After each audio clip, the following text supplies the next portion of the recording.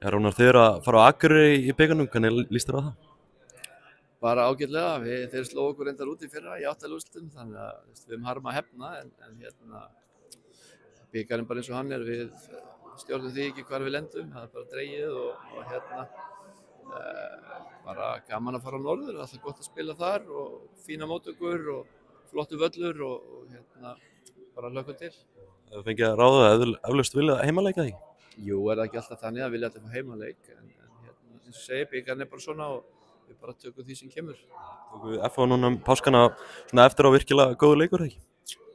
Já, eftir að síðan aftur þá erum við flottir finnst mér í fyrri hálfleik og gefum aðeins eftir í síðari og FH tekur aðeins yfir og við erum í sjálfsögðu hefnir að ná að landa sigri á endanum en hefðum kannski óskil ekki verið búin að skora fleiri mörk í fyrri hálfleik en einhvað síður og þá er það sigurinn sem skiptir máli og það er fullt af jákvæðum punktum sem við getum tekið út úr leiknum og svo getum við líka lagað fullt af hlutum en eins og ég segi, heilt yfir 3 stig skipta öllu.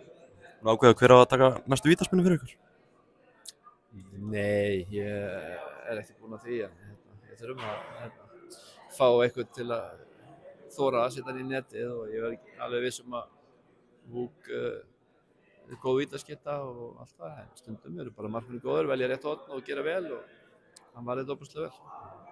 Góður dag fyrir fram núna undanfarið, takið Blikana og takið svo FH í bikarnum bestulega slagur, bara hlýtur að vera skemmtilegt í Úlfarsdalnum þessa dagana.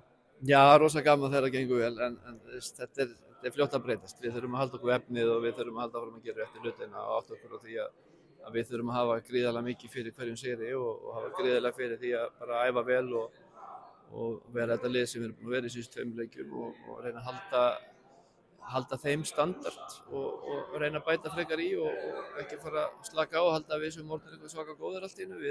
Við erum góðir en við erum ekkert orðin svakalega góðir og við ætlum að reyna að vera það. Sumarið komið að flegi ferð, það stutt á milli leikjamæti IBF núna í bestöldinni, hvernig leggst það verkefnið þið?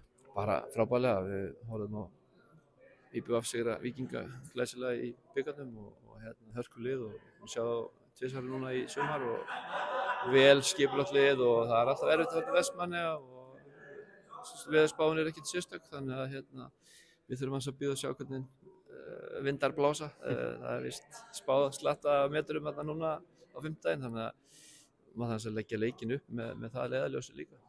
Svona þessi Víkingsleikur, IBF Víkingur, gera það stressaðan fyrir þessum leik?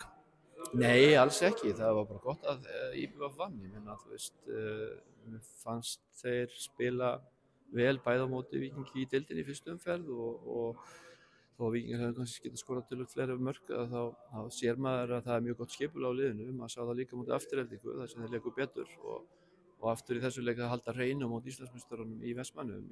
Þá sér maður hversu vel skipulagt liðið er. Það er vel mannað og góður skipulag varnarleikur og svo þegar þeir fara fram þá er það markvissar sóknir hjá þeim sem eru mjög góðar og það verður gaman að sjá hversu langt lágið komið lið. Þessi völlur leit ekkert eitthvað stórkostlega út í sjónvarpinu?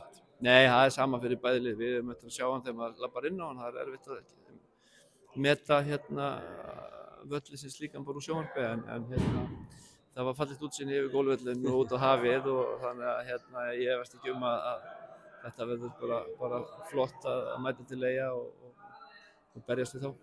Takk fyrir þetta, Rúnar, og gangi vel.